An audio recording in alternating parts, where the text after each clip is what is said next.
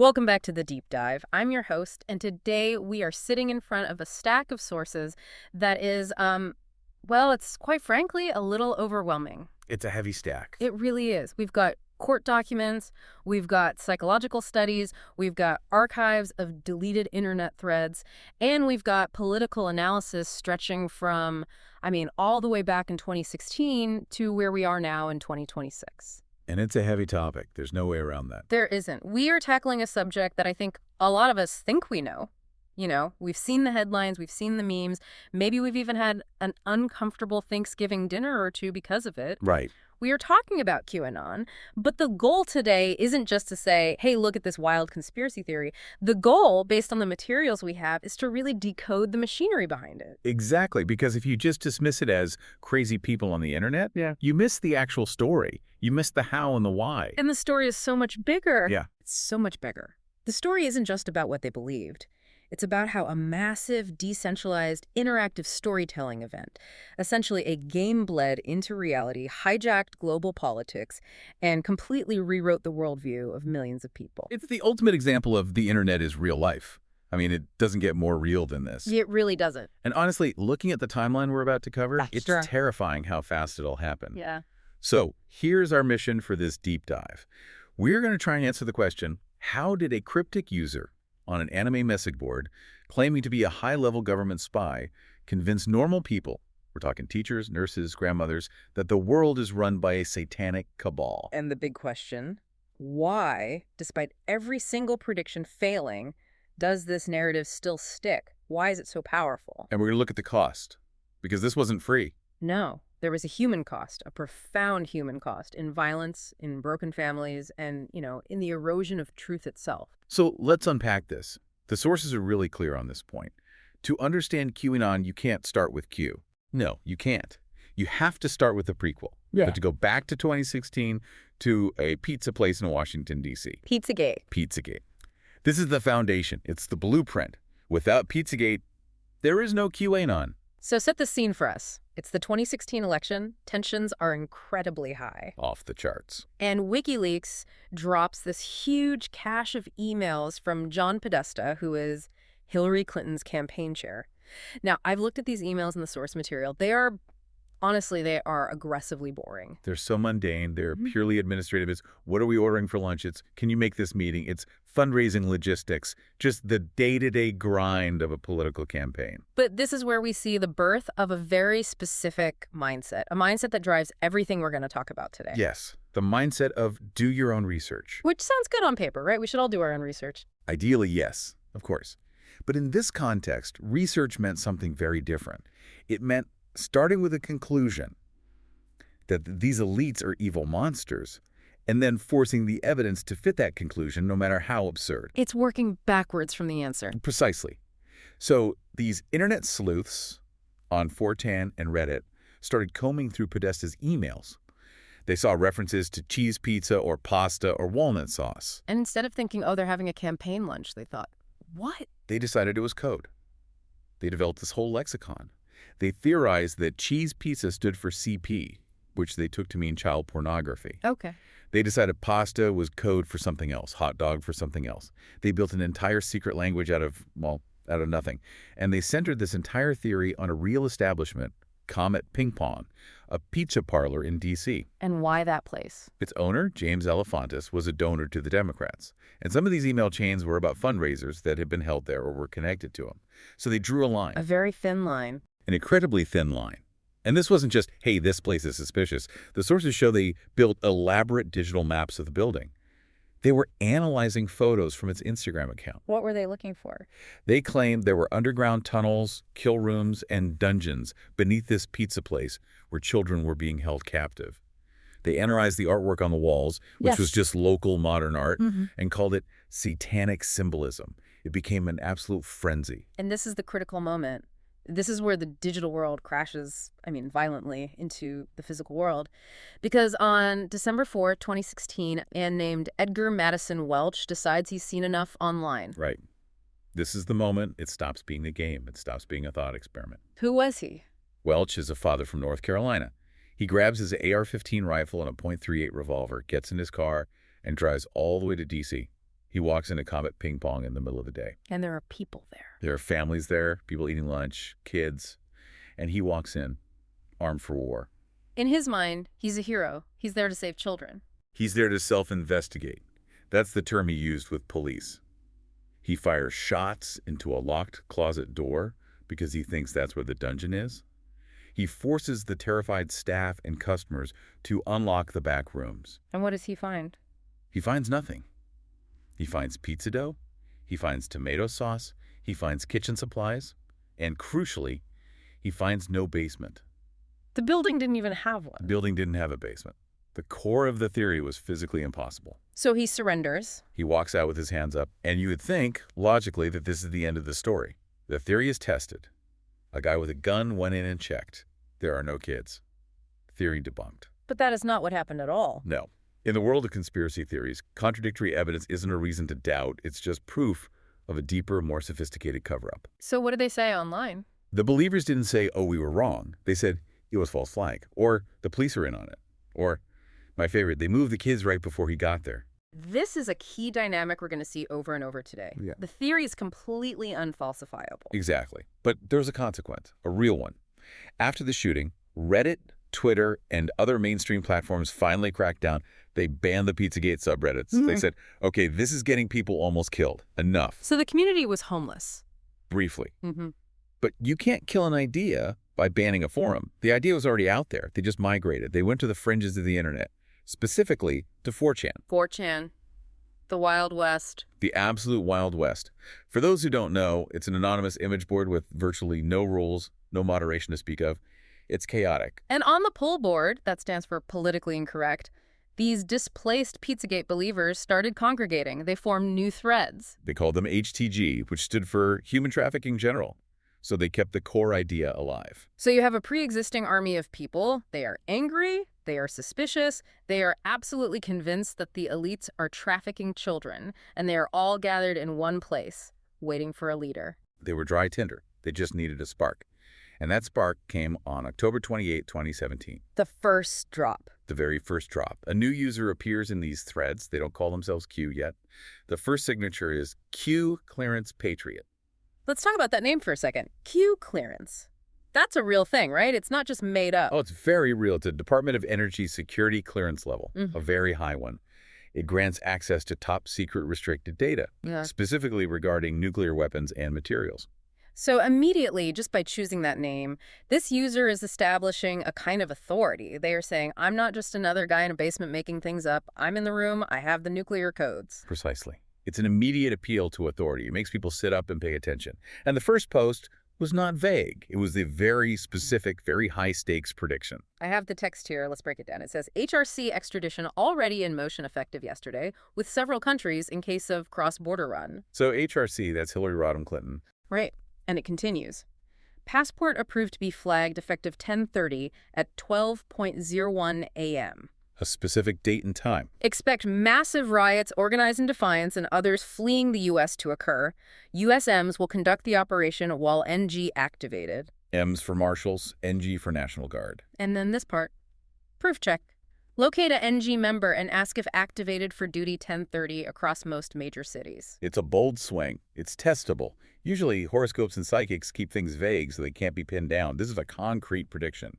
And spoiler alert for anyone who was alive in 2017, Hillary Clinton was not arrested on October 30th. No. There were no riots. The National Guard was not activated. Nothing happened. He was a complete and total dud. Now, historically on 4chan, when an anonymous poster makes a prediction like that and it fails, they are mocked. They are laughed off the board immediately. We've seen it before, right? The sources mention FBI-anon and CIA-anon. Exactly. People had tried to do this same thing before, this insider persona, but they fizzled out the second their info proved fake. They were gone. So why are we talking about Q? Why didn't Q just disappear on October 31st like all the others?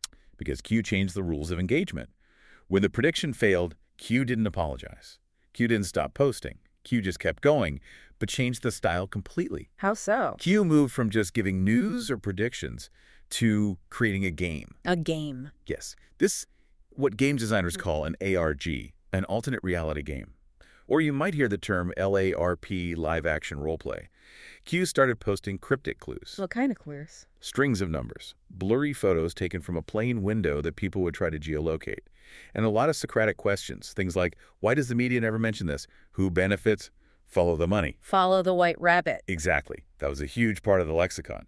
Q stopped telling them the answer and started telling them to find the answer. Q used the phrase, here are the crumbs. You bake the bread. That is brilliant in a terrifying way. It is. It's psychologically incredibly sticky. Because if I just tell you a fact, you might believe me or you might not. But if I give you a puzzle and you solve it, You own it. you own it. If you're the one who connects the flight logs of Jeffrey Epstein to a timestamp on a Trump tweet to a line in an old movie, you feel a rush of dopamine. You feel smart. You feel like you discovered it yourself. It flatters the user. It says, you are smarter than the sheep. You're not just a passive consumer of news. You are an investigator. And that created the community. They call themselves bakers.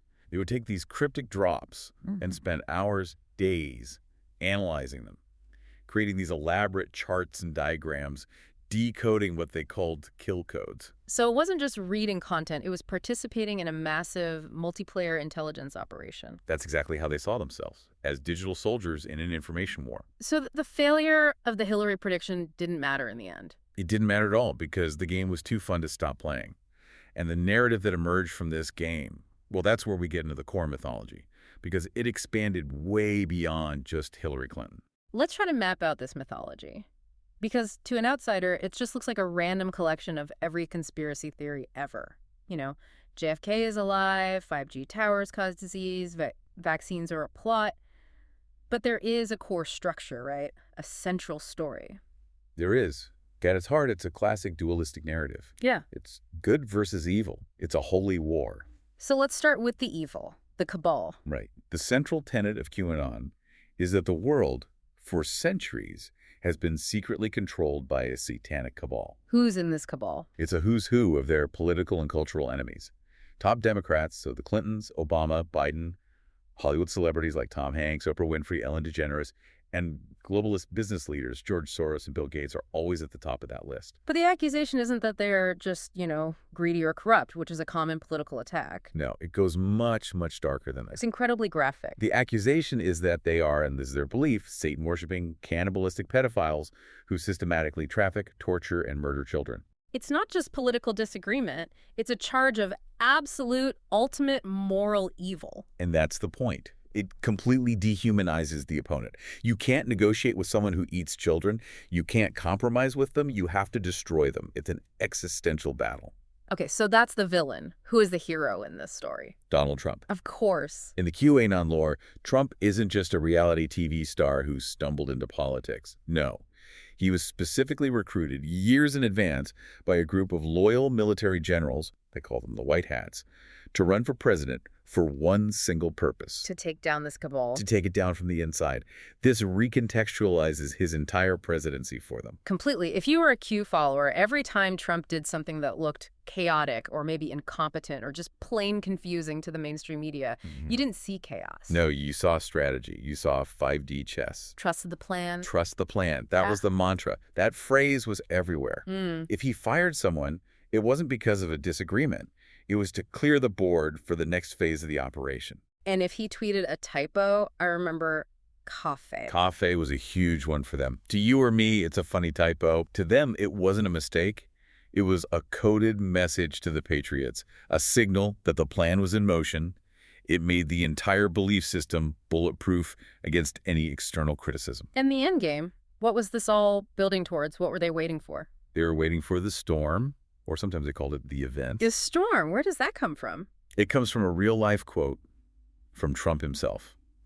Back in 2017, he was at a photo op with military leaders, and he gestured to them and said to the press, "You know what this represents? Maybe it's the calm before the storm." And a reporter asked, "What storm, Mr. President?" And he just said, "You'll find out." And Q took that and ran with it. Ran with it and built the entire eschatology around it. The storm was the prophesied day where the military would finally step out of the shadows. They would arrest the thousands of cabal members en masse. And then what? Military tribunals, executions. They believed it would all be televised. And then, after this violent purge, would come The Great Awakening. A utopia. A utopia. A world where debt is wiped out, diseases are miraculously cured with hidden technologies, and the world finally knows the truth. I want to dig into the vocabulary a bit more because if you were online between 2017 and 2021, you saw these hashtags everywhere. The big one, WWG1WGA. Where we go one, we go all. It sounds very profound. It sounds very, I don't know, almost biblical or something. It has that weight to it. It sounds like something from a founding document. But it's not. No. It's from the 1996 Ridley Scott sailing movie White Squall. The movie with Jeff Bridges. That's the one. It's a line he says to his crew of students. It's literally on the movie poster.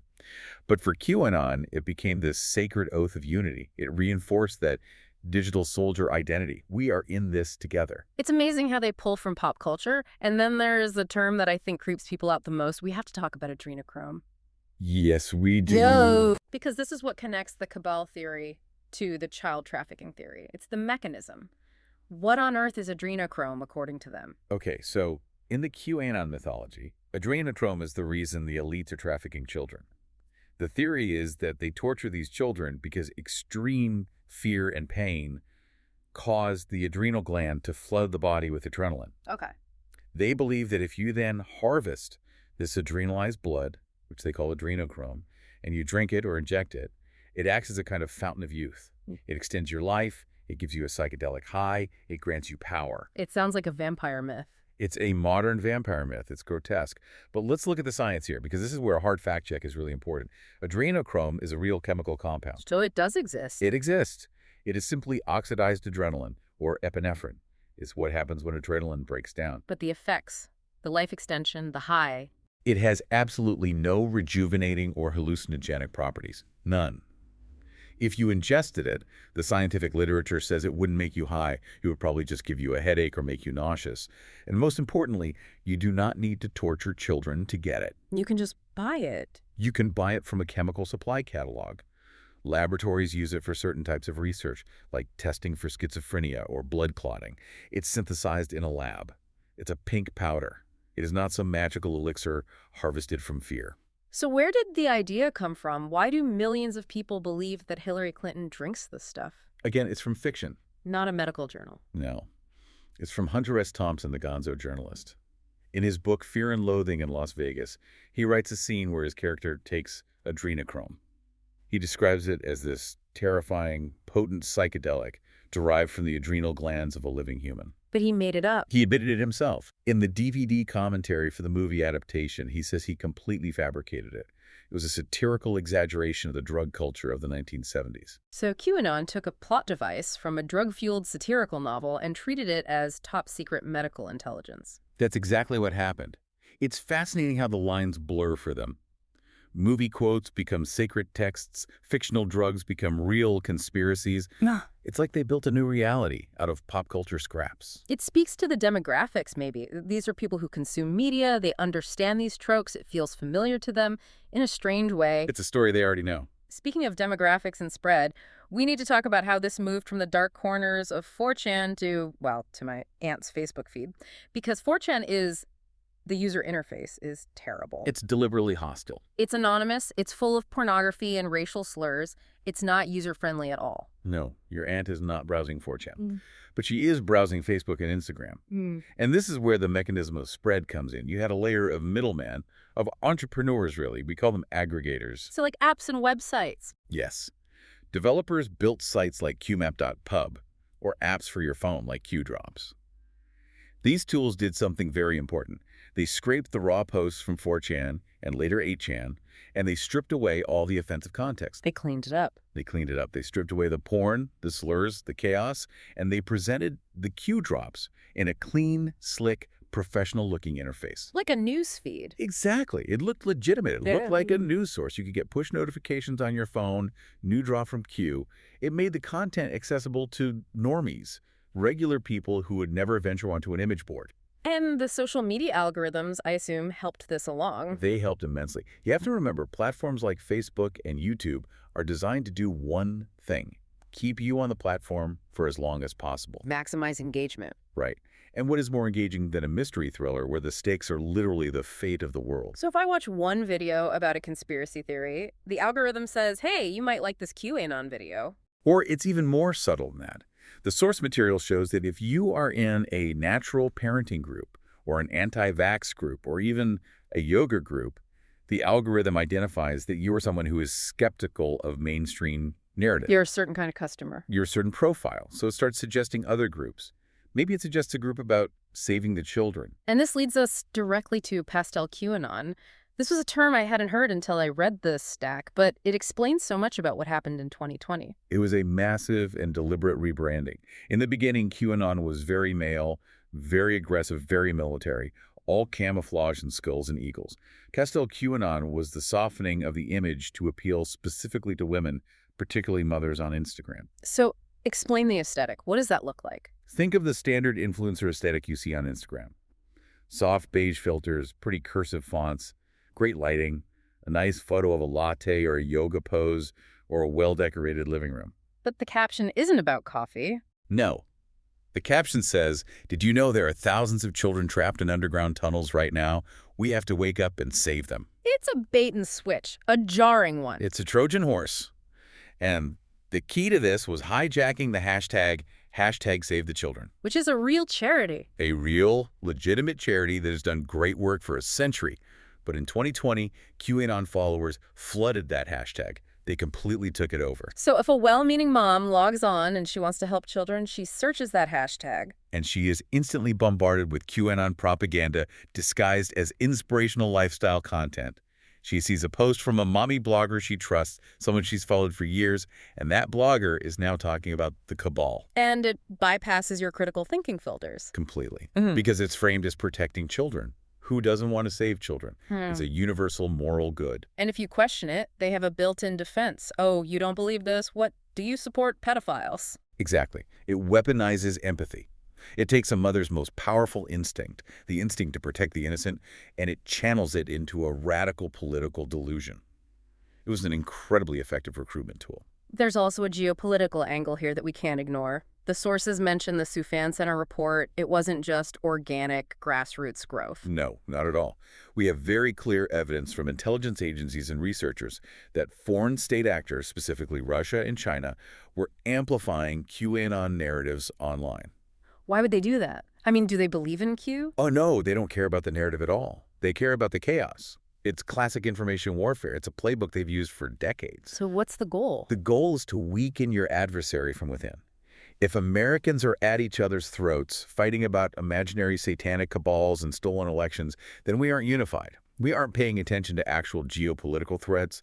It erodes social cohesion. It was a very low-cost, very high-reward way to sow discord in the United States. It's a sobering thought. We were tearing ourselves apart, and foreign intelligence agencies were just standing back and pouring gasoline on the fire. That's a perfect way to put it. But I want to get to the mystery that I think everyone asks about. After all this, who is Q? The million-dollar question. For years, the speculation was wild. People thought it was General Michael Flynn or John F. Kennedy Jr., who they believed faked his own death. Some even thought it was Trump himself. Right, or a team of rogue CIA agents. The theories were as grand as the conspiracy itself. But the forensic evidence, the actual data, points to something much more, I don't know, banal. Is that the right word? Banal, but fascinating. We have two separate teams of computer scientists, one French, one Swiss, who performed what's called stylometric analysis on the entire corpus of Q drops. Stylometry. Sounds fancy. Break that down for us. It's basically linguistic fingerprinting. Everybody has unconscious habits in how they write or type. Do you use among or amongst? Do you put two spaces after a period? Do you use certain misspellings or turns of phrase consistently? When you have thousands of posts, thousands of data points, these patterns become a unique fingerprint. So you can match the writing style to a known author? With a very high degree of statistical confidence, yes. And what did the fingerprint show? It showed that there were likely two main authors over two distinct periods. Okay, period one. The very early days on 4chan, the first few months, the writing style is a near-perfect statistical match for a man named Paul Furber. And who is Paul Furber? He is a South African software engineer and, crucially, a moderator on the poll board where Q first started posting. He was one of the very first people to hype up Q.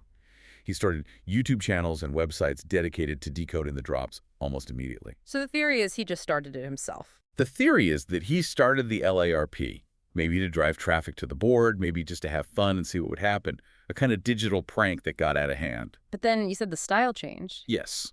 Around the time the Q posts moved from 4chan to a different, even more lawless website called 8chan, the voice shifted significantly. The vocabulary, the sentence structure, everything changed. And the second author? The stylometry points directly to Ron Watkins. Ron Watkins. We know that name. We do. He's the son of Jim Watkins, the man who owned and operated 8chan. Ron was the site administrator. He was the one running the website day to day. This makes perfect sense from a technical standpoint, right? Because Q used something called a trip code. Right. A trip code is a kind of digital signature on these anonymous boards. It's a password-protected code that proves the person posting today is the same person who posted yesterday. It authenticates the user. But if you are the administrator of the entire website, like Ron was, you control the database. You know all the passwords. You can take over anyone's trip code whenever you want.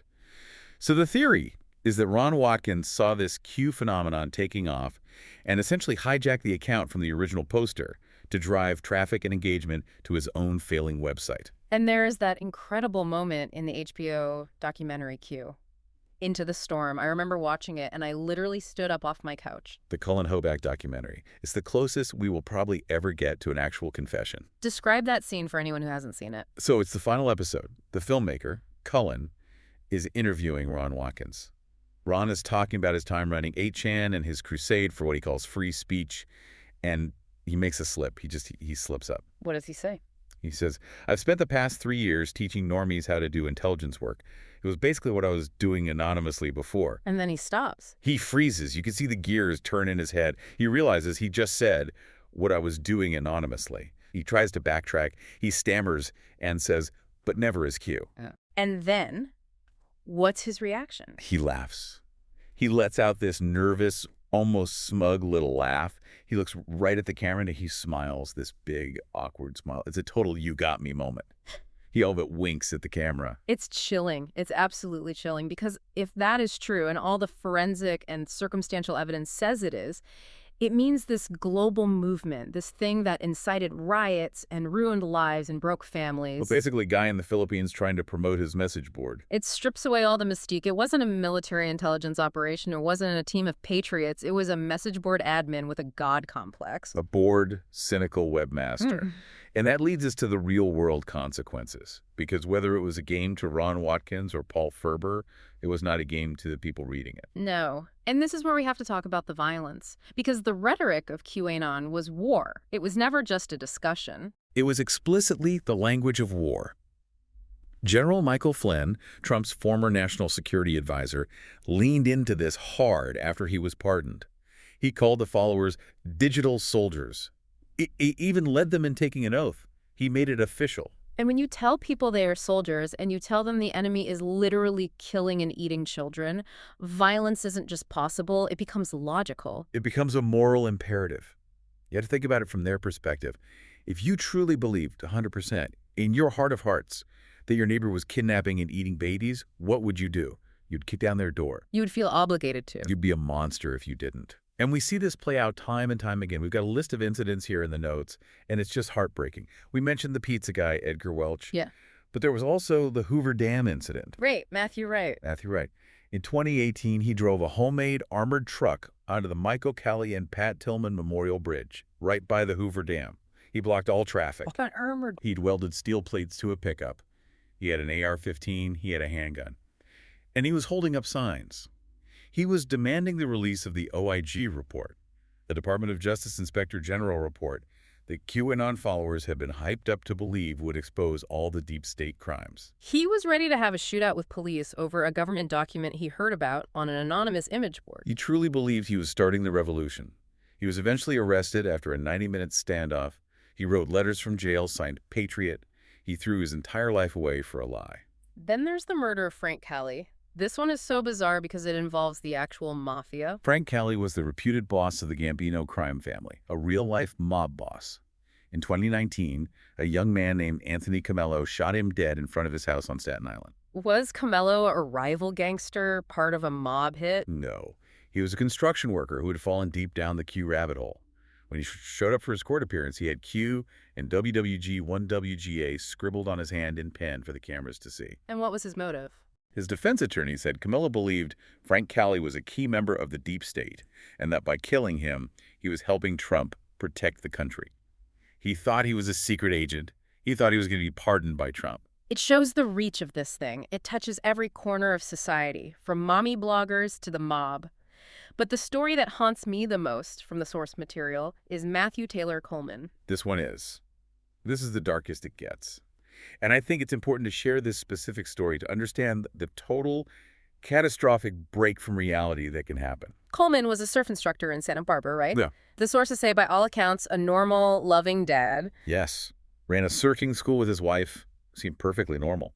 But he started spending hours and hours deep diving into QAnon and some adjacent, even stranger theories about reptilians and secret bloodlines. And he became convinced that his wife possessed serpent DNA. Yes. And that she had passed this demonic DNA on to their children. His 2 kids, a 2-year-old and a 10-month-old baby. In August of 2021, he put them in his van. He told his wife he was taking them camping. Instead, he drove them to Mexico. He took them to a field, and he killed them both with a spearfishing gun. It makes you sick to even say it. When the FBI caught him at the border, he didn't deny it. He confessed immediately. He told them he had to do it. He said he was saving the world from the monsters they were going to become. He believed he was the hero of the story. That is the ultimate tragedy of this gamification. It's not a game. It completely overrode the most basic biological instinct a human has, the instinct to protect your own offspring. The narrative became more real to him than his own children. And all of that violence, all of that radicalization, it all culminated on one day, January 6, 2021. The Capitol attack. The insurrection. We all saw the footage. And it was impossible to miss the influence of QAnon. We saw the Q flags everywhere. We saw the T-shirts. We saw Jacob Chansley, the QAnon shaman, in his fur and horns, carrying a spear, standing at the vice president's podium in the Senate, leading a prayer. But we have to understand their mindset that day. They weren't just rioting to riot. They were there because they thought something was supposed to happen. They were waiting. They were waiting for the storm. They truly believed that once they breached the building, that was the signal. The trap would be sprung. What did they think was going to happen? They thought the military, which they believed was secretly loyal to Trump, would emerge. They thought they would conduct mass arrests of Mike Pence, Nancy Pelosi, and all the other traitors. They thought Trump would be declared president for life. They thought it was the final victory. And then night fell. Night fell. The police eventually cleared the building. Congress reconvened, shaken but determined, and they certified Joe Biden's victory. The cognitive dissonance for those people must have been off the charts. You can see it in the chat logs from that night on platforms like Telegram and Parler, which we have in the source material. It's pure panic and confusion. Where's the military? Why isn't Trump acting? Trust the plan. Did we get played? You would think that would be the end. The final, undeniable public failure. The prophecy failed. The leader left office. Game over. But that's not how cult dynamics work. When a doomsday prophecy fails, the believers often become more devout, not less, in order to rationalize the failure. They double down. And the movement didn't die. No, it mutated. It went underground for a bit, and then it went global. This is the international mutations section of our notes, and I find this absolutely fascinating as a study of culture. How does a conspiracy theory that is so deeply rooted in American politics resonate in Germany or Japan? It adapts. That's the power of what you might call a big tent conspiracy. Right. It's so vague and sprawling that it can absorb local grievances and local histories. Take Germany, for instance. The Reichsbürger movement. Exactly, citizens of the Reich. These are people who believe the modern German state, the Federal Republic, is illegitimate. They think it's just a corporation set up by the Allies after World War II, and that the German Empire still secretly exists. So they merged their theory with QAnon. They merged it seamlessly. They saw the deep state as the same force occupying their country. They believed that Donald Trump was coming to liberate Germany too and restore the Reich. And this wasn't just online LARPing. There was a real coup plot. A very real, very serious coup plot. In December 2022, German police conducted one of the largest raids in their history. They arrested dozens of people, including a man named Prince Heinrich XIII, a minor aristocrat they planned to install as the new leader. And what was their plan? Their plan was to storm the Reichstag, the Parliament building, arrest lawmakers, and trigger a civil war. They had bought weapons, they had former soldiers in their ranks, and they were heavily influenced by QAnon ideology about the storm. And then in Canada, we have the Queen of Canada. Romana Didulo. This is a spin-off that went totally rogue. She is a Filipino-Canadian woman who rose to prominence on Telegram after Q went silent. She just stepped into the power vacuum. And what was her claim? She claimed to be the secret queen of Canada, secretly appointed by the same white hat military alliance that appointed Trump. And people believed her. Thousands of people. She amassed a cult-like following. She would travel the country in an RV with her followers. She started issuing decrees. Decrees about what? She told her followers that because she was queen, all debts were canceled. Electricity and water were now free. You didn't have to pay your taxes or your mortgage. So people just stopped paying their bills. They stopped paying their bills. They stopped paying their mortgages. And of course, the power companies cut them off. The banks foreclosed on their homes. They lost everything. And when they complained to her? She told them it was their fault for not having enough faith in her decrees. She gaslit them completely. And she got violent too, didn't she? Her rhetoric became incredibly violent. She encouraged her followers to try and arrest police officers. She called for shoot-to-kill orders against nurses and doctors who were administering COVID vaccines to children. It just shows that once you remove the anchor of reality, there is no bottom. The delusion can go anywhere. I want to zoom out for a second and ask the big why. Why this particular story? We've seen conspiracies before. JFK, the moon landing, 9/11. But this one feels different. It feels almost religious. That's because it is religious in its structure. And to understand that, we also have to understand that QAnon is not new. It is a remix, a rebranding of a very old and a very dangerous hate story. You're talking about the blood libel. The blood libel. This is an anti-Semitic myth that dates back to the Middle Ages. The lie was that Jewish communities were kidnapping Christian children and using their blood to bake matzah for Passover or for other dark rituals. It's the exact same plot as the adrenochrome story. It is identical. You just find and replace the nouns, replace Jews with the globalist cabal, which for many is just a modern code word for Jews anyway. Replace ritual with adrenochrome harvesting. It's the same monstrous lie, just updated for the internet age. And it also draws heavily from the Protocols of the Elders of Zion. Absolutely. The Protocols was a fabricated text from the early 1900s created by the Russian secret police that claimed to reveal a secret Jewish plot for world domination. QAnon is just the digital interactive version of these old, poisonous hatreds. But it also syncs up almost perfectly with a certain strain of American Christianity. Specifically, American evangelical Christianity. If you already view the world through the lens of spiritual warfare, of an active, ongoing battle between God and Satan, angels and demons, then QAnon makes perfect sense. It takes that spiritual battle and makes it physical and political. Exactly. In this framework, Donald Trump isn't just a political candidate you like. He's a messianic figure, a King Cyrus, an imperfect vessel chosen by God to fight evil. And the Democrats aren't just the opposition party. They are literally demonic entities, minions of Satan. It raises the stakes to cosmic proportions. It does. You can compromise with the political opponent on a tax bill. You cannot compromise with the demon who wants to eat children. It demands total war. This also explains the isolation we hear so much about. There's a subreddit called QAnon Casualties. I've read some of the posts there, and they are absolutely heart-wrenching. They are devastating. It's just post after post. I lost my mom. I lost my husband. My sister won't speak to me. Not to death, but to the rabbit hole. The believers are encouraged to isolate themselves. Yes, because if your family doesn't believe, if they challenge you, it means they are asleep, or worse, they are part of the system, part of the cover-up. The movement encourages you to cut off anyone who challenges the truth. It creates a sealed environment, a classic cult dynamic. So let's bring this up to the present day. It is February 2026.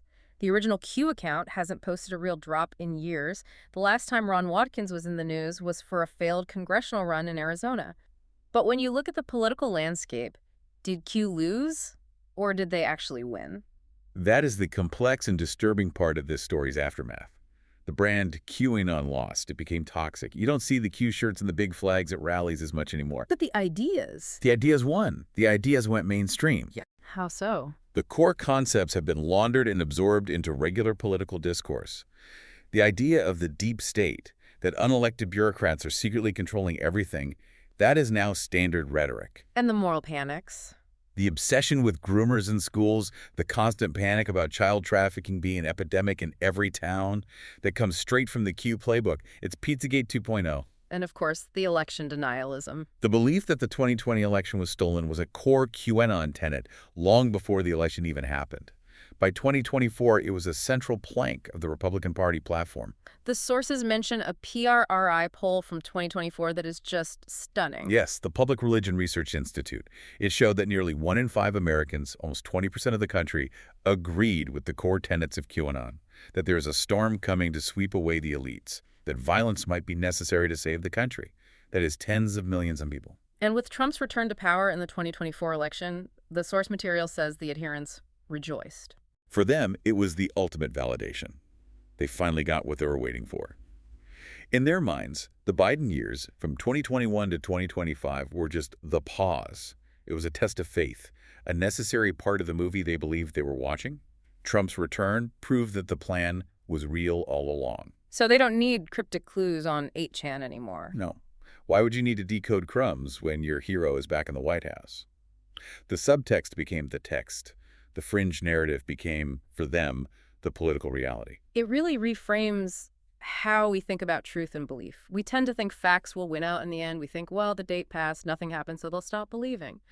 But this whole saga shows that a compelling story, even a horrifying one, is more powerful than a mountain of facts. It offers something that facts can't. It offers community. It offers a sense of purpose, of significance. It tells you, you are special, you're awake. You know the secret truth that the sheep don't know. That is a powerful, addictive drug. It is very hard to give that up and go back to just being a regular person in a messy, confusing world. So, to wrap this all up, we've gone from a single anonymous post about Hillary Clinton to a global movement that reshaped politics, incited real-world violence, and broke countless families apart. It was collaborative fiction that bled into reality. It's a warning. It's a case study.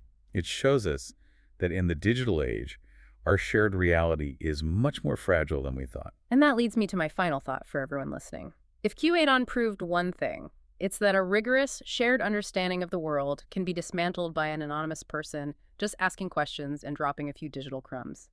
And it makes you wonder, is the next Q already posting? The next Q won't look like Q. It won't have the same name. It won't be on a message board. It might be a TikTok trend.